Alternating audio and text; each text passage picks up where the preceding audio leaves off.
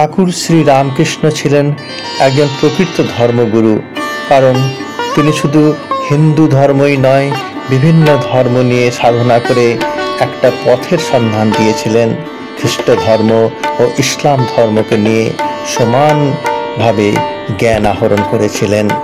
তিনি তন্ত্র সাধনার সঙ্গে সঙ্গে বৈষ্ণব ধর্মকে নিয়েও সাধনা করেছিলেন।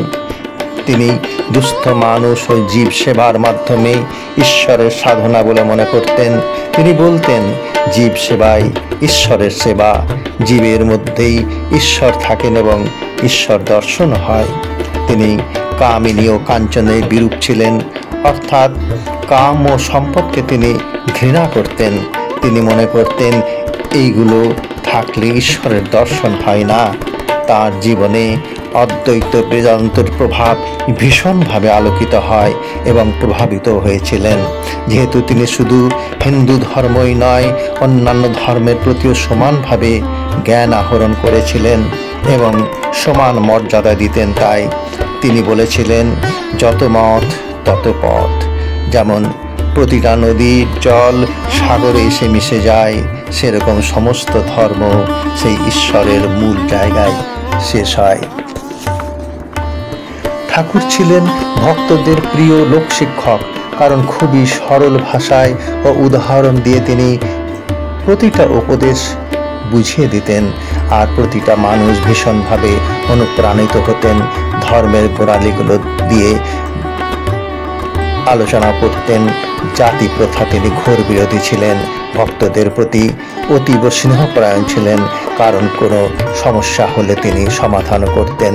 তাই তো আজও তিনি প্রেমের ঠাকুর তাঁরই সাহচর্যে স্বামীজির মতো শিষ্য তৈরি করেছিলেন।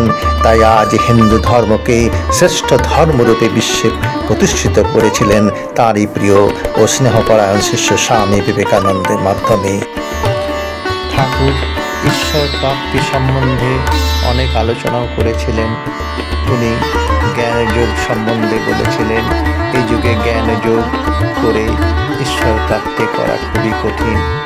তাই তো তিনি বলেছিলেন, দেহ বুদ্ধি না হলে জ্ঞানযোগ হয় না, ব্রহ্ম জ্ঞানও হয় না।